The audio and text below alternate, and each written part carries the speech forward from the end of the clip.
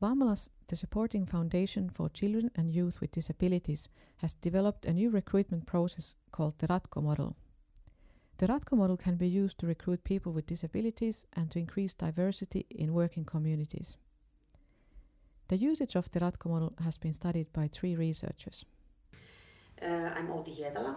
I'm a senior researcher and working in Rehabilitation Foundation in Helsinki. And my approach to this field of research comes from social anthropology. I'm interested on the viewpoint of the working community. How do they see the situation when the RATKO trainee is coming to their workplace? My research method was coming from the field of ethnography, so it's participant observation, fieldwork, and then some loosely structured interviews. It seems that the working community can be understood as a social organization which has a certain amount of autonomy or a lack of autonomy. And it's important to understand that the RATKO trainer is useful or a burden to the community from this point of view. The less autonomy the working community has, the more it needs support to find the ways to deal with the challenges. And the more autonomy and control over their own work the workers have, the more they can adjust to the situation. But they need the support as well.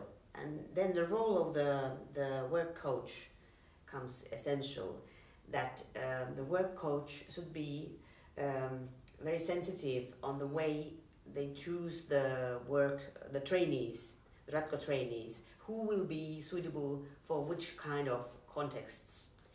And after the employment, they should be sensitive on the process, how to support the working community in a way that they can get through the crisis and they can solve the problems which are partly caused by the lack of autonomy. So it's a question of being active in not only in the process of employment, but in the process of how to help the community, the working community, to integrate the RATKO trainee. I'm Markku Riipinen. I'm a psychologist, PhD. I come from RATKO-Pro, where we work on issues on vocational rehabilitation. My job here is to evaluate the workability of our patients from the psychological point of view. Well, my participation in this research was mainly focused on interviewing those different people who took part in this project. And the main interest was to see how they experienced this project and whether this project had any effect on occupational well-being of the workers.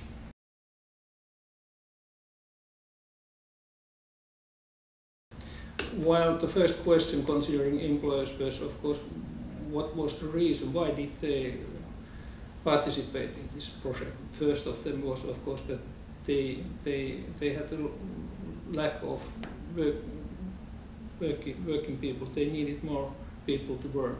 Employers reported also some ideological reasons. For example, giving equal opportunities for different kind of people to participate in working life. And important was also to create a kind of win-win situation, that not only the workers would benefit, but also the employer would benefit from this project. An important factor in this was that they had previously they had some bad experiences, some misfailures in employing people, and now they want more success.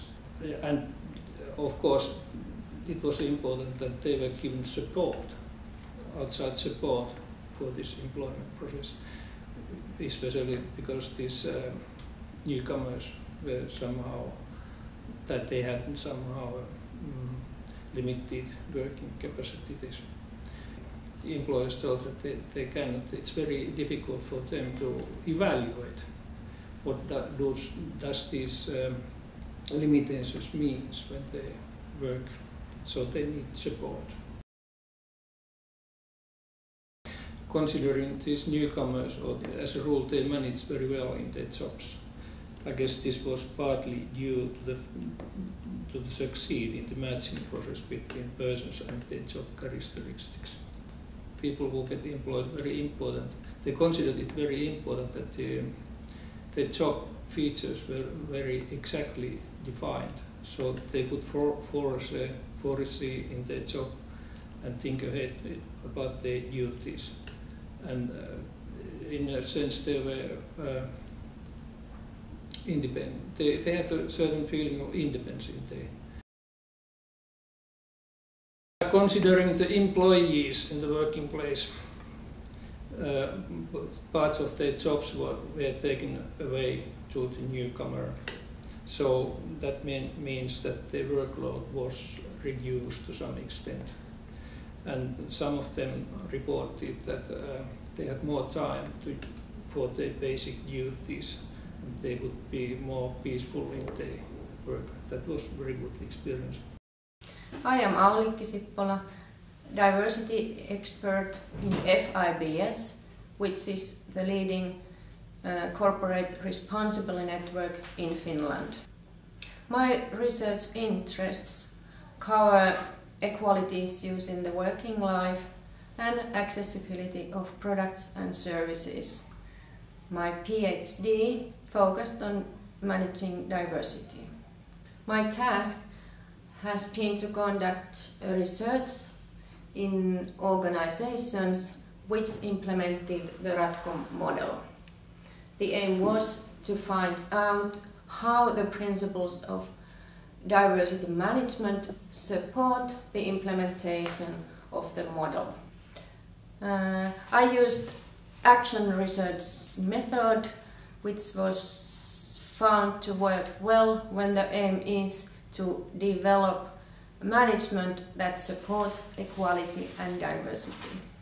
We created expert teams in each organization, and they worked in workshops and handled themes such as why management of diversity is important, what benefits can be gained from diversity, and what changes should be done within, for instance, in HRM. The preliminary findings show that the principles of diversity management offer a solid base to implement RATKO-model. Secondly, the effects of diversity on human resource management or customer service widened. Thirdly, the RATKO-model consists of elements which are crucial in the future, for instance, in designing the work. For instance, in change situations, or in formulating new tasks, or in drawing up job descriptions, or in recruiting as a whole. I would recommend the RATKO model as a tool for solving many kinds of HR challenges.